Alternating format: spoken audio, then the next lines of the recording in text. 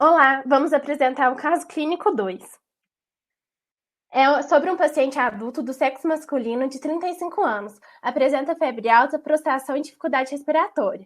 Ele foi internado para receber aporte de oxigênio e ter um esclarecimento sobre a causa dos sintomas. Foi iniciado o tratamento com antimicrobianos beta-lactâmicos e aminoglicosídeo. Em mescoterapêutica microbiana, o paciente apresentou uma piora e precisou ser internado no CTI entubado. Diante dos resultados do exame, foi constado que o paciente não estava com Covid e tuberculose pulmonar, e no exame de imagem observou-se um comprometimento pulmonar. Agora falaremos sobre o resultado da pneumonia bacteriana. Sobre o laudo da pneumonia bacteriana, a amostra biológica utilizada foi a secreção pulmonar. Ele apresenta numerosos bastonetes, gram-negativo, alguns capsulados e cocos gram-positivos em caixas, presença de numerosos leucócitos polimorfonucleares. Na cultura com antibiograma, foi isoladas as bactérias Klebsiella pneumoniae e Staphylococcus aureus, e destaca que a Klebsiella pneumoniae foi identificada como produtora da ESBL e produtora da serino-carbapenemase. O resultado do antibiograma do tratamento iniciado consta que a Klebsiella pneumoniae ela apresenta sensibilidade à micacina, porém ela é resistente ao meropenem. Já a Staphylococcus aureus ela é sensível à amicacina. Sobre as doenças das vias aéreas inferiores, podemos citar uma gama de doenças. Entre essas infecções, podemos incluir pneumonias adquiridas na comunidade e pneumonias adquiridas no hospital ou instituições de saúde. Na tabela 1, observamos os agentes mais isolados em pneumonias da comunidade e destacamos o Staphylococcus aureus. Já na tabela 2, são sobre os agentes mais frequentes isolados nas pneumonias hospitalares, e destacamos a Klebsiella sp e Staphylococcus aureus.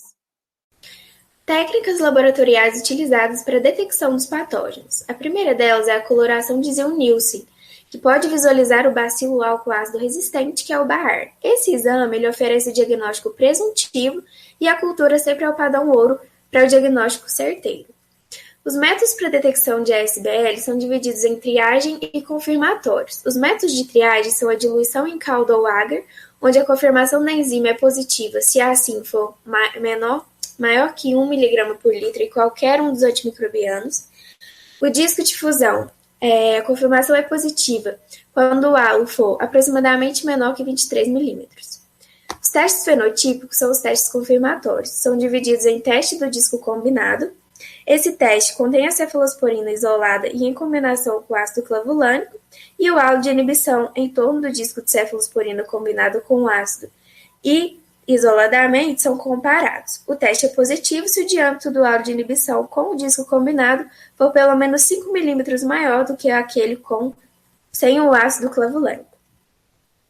O teste de sinergismo de disco duplo acontece com os discos contendo as cefalosporinas próximos a um disco com ácido clavulânico, e o resultado é positivo quando as zonas de inibição em torno de qualquer um dos discos de cefalosporina são aumentadas na direção do disco que contém o ácido clavulânico. Bom, o método gradiente, o teste é positivo se uma redução de 8 vezes é observada na cefalosporina combinada com ácido clavulânico em comparação com a cefalosporina isolada ou se for detectada a zona fantasma, como mostrado nessa figura. E o último é a microdiluição em caldo. Essa diluição ela é feita com diluições seriadas dos antimicrobianos com e sem o ácido clavulânico. O teste é positivo se uma redução igual ou maior que 8 vezes for observada na cefalosporina combinada com ácido clavulânico em comparação com a cefalosporina isolada. Agora, gente, eu vou falar um pouco sobre os testes fenotípicos para a detecção de carbapenemase. Temos inicialmente os testes de triagem que vão servir como uma peneira, selecionando apenas as cepas mais suspeitas de serem produtoras de carbapenemase. O primeiro teste fenotípico é o teste de disco combinado. Nesse teste são adicionados a uma placa previamente inoculada com micro-organismo suspeito, discos que contêm meropenem associado a alguns inibidores como o ácido brônquico, o EDTA e a cloxacilina. Cada inibidor desse inibe uma classe específica de enzima carbapenemase. O segundo teste fenotípico é baseado em testes colorimétricos, e um exemplo muito utilizado é o teste CARB-NP. Esse teste se baseia na hidrólise do carbapenêmico indicada pelo vermelho de fenol. Na imagem aqui a gente vê, se a bactéria apresentar carbapenemase, ela irá hidrolisar o antimicrobiano, mudando a cor da solução para amarelo. Já o terceiro teste é o método de inativação do carbapenêmico. O princípio desse método é detectar a hidrólise enzimática pela incubação de um carbapenêmico com uma suspensão bacteriana. E por fim, temos o teste de detecção de hidrólise de carbapenêmico por mal de TOF. O princípio dessa técnica é detectar em um equipamento de espectrometria de massa a diminuição ou o desaparecimento de certos picos específicos de carbapenêmicos em um espectro de massa quando a suspensão é previamente incubada com o carbapenêmico. Agora eu vou falar um pouco sobre os mecanismos de resistência das bactérias isoladas no nosso caso. O perfil de susceptibilidade e resistência à oxaciclina e meticiclina para o Staphylococcus aureus pode ser detectado fenotipicamente pela determinação da concentração inibitória mínima, bem como por teste de disco de fusão, além de outros testes como aglutinação com látex e PCR.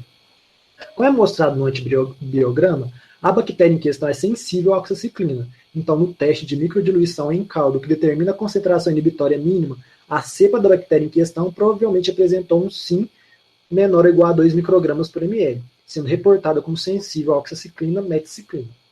Já no teste de disco de fusão, usando a cefoxitina como marcador, que é o indicado pelo BR-Cache, a cepa da bactéria em questão provavelmente apresentou um halo de inibição maior ou igual a 22 milímetros, sendo, então, reportada como sensível à oxaciclina e meticiclina. Vale lembrar aqui, gente, que o teste é realizado com a cefoxitina, porém o resultado sempre é para a oxaciclina e meticiclina.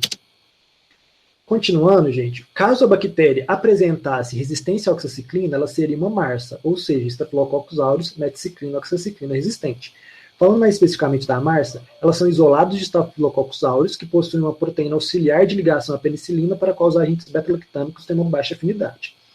A maioria das infecções provocadas por MARSA podem ser tratadas com os antibióticos glicopeptídeos, como a vancomicina, a teicoplanina e a tigecyclina, sendo a vancomicina e a teicoplanina os fármacos de primeira linha no tratamento, mas vale ressaltar que outros fármacos também vêm sendo usados para tratar essa infecção, como é o caso da tetraciclina, a rifampicina, a clindamicina e a linezolida.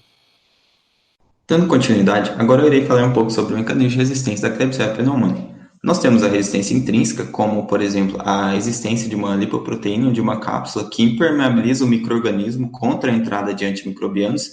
Existem também algumas cepas que são produtoras naturais de enzimas beta-lactamase devido à existência de genes que codificam essa enzima. E nós temos a resistência adquirida, como é o caso da ESBL, que pode ser adquirida por meio de conjugação, onde ela obtém plasmídios, mutações recombinantes ou por meio de transposões. Além disso, existe a resistência por meio do desenvolvimento de carbapenemase, que são enzimas beta-lactamases também. Podem existir alterações nas proteínas de ligação da penicilina, onde ocorre a alteração do seu peso molecular, que dificulta a ligação do antimicrobiano, e o desenvolvimento de bomba de efluxo, que impede a permanência do antimicrobiano no interior da célula.